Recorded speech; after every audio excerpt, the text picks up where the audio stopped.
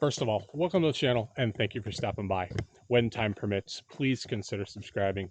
I'd greatly appreciate it. Welcome to Section 3 of the Northeast BDR. Once we left Mount Washington State Park, we did hop on 44 for a little while, which is a bit of a highway, followed by back into this, which is something we've seen on Section 1 and Section 2 of the Northeast BDR, farming communities. The aroma of cows, oh, that's where they put baby cows, by the way, is in the air.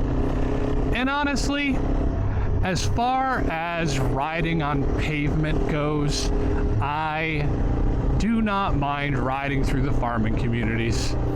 There aren't usually that many people here. Of course, there are people that don't see you here. Thank you. But as a rule, you've got the roads mostly to yourself, passing traffic now and then. Oh, yeah, we're in the farming community, and we even have some gravel. So far, though, I will say, even the pavement, again, beautiful day in the Northeast. Not a high population density here. It's a great ride. Time for a mini moto ranting. Sorry, Patrick. This nice fellow has been blocking me for miles, just sitting here in the middle. I'm right behind him. Thank you. All right, so no need to rant. He just didn't notice me back there for all that time, and I should have beeped my horn sooner. And that really is something about the farming communities.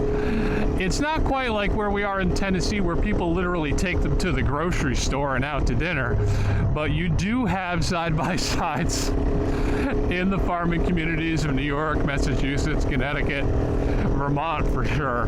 Vermont, I've seen them like on the highway. It's like, okay, dude, you're doing 35 miles an hour in a 60. Awesome. But I guess that goes to show you I'm ranting because I'm a jerk. I could have just beeped at him earlier. I thought he was just ignoring me back there. It's not like he has a mirror to see me. I just assumed he heard me.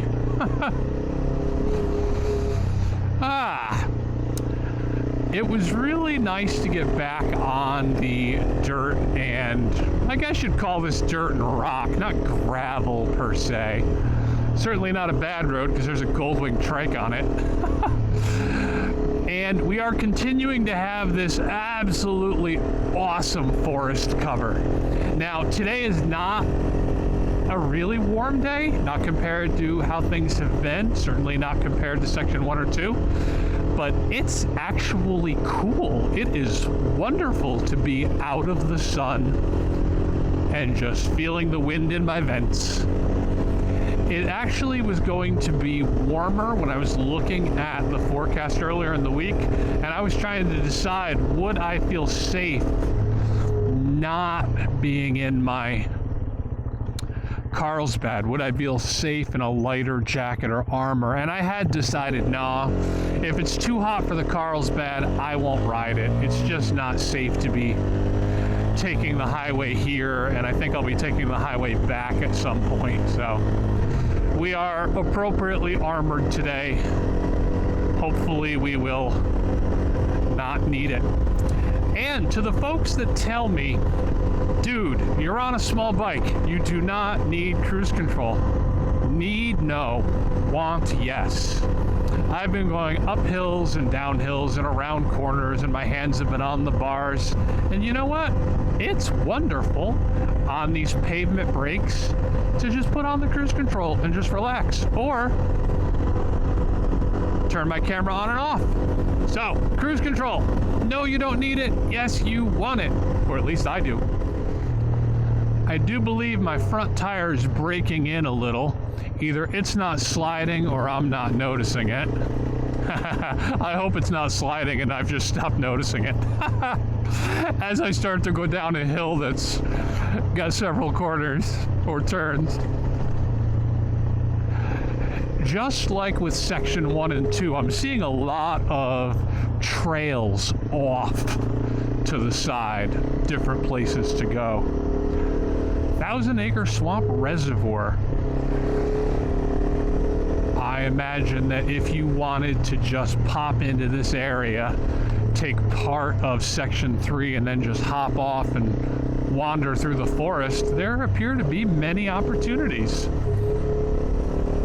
I took advantage of that on Section 1.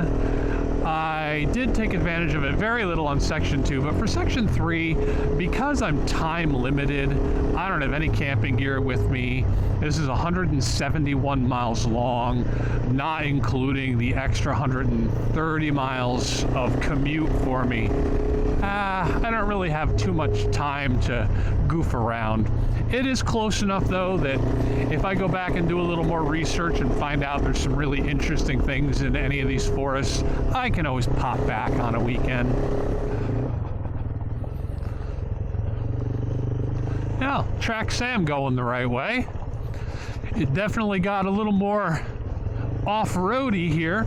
We are in another state forest, something field, can't remember exactly what. And we went from pavement to hard gravel, and then we took a left off onto this turn right here. Pretty nice. I gotta say, I am really having a good time on Section 3.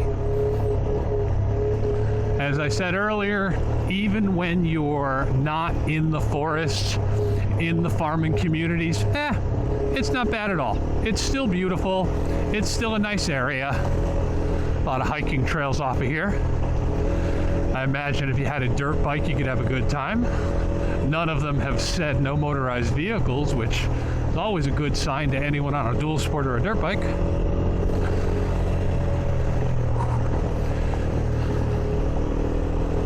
This is definitely the road less traveled through this park. Enjoying the off-road.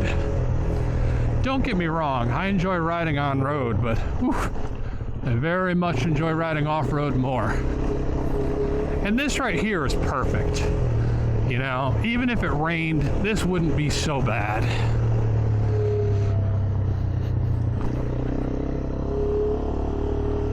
Oh, there's a house in this park. Interesting.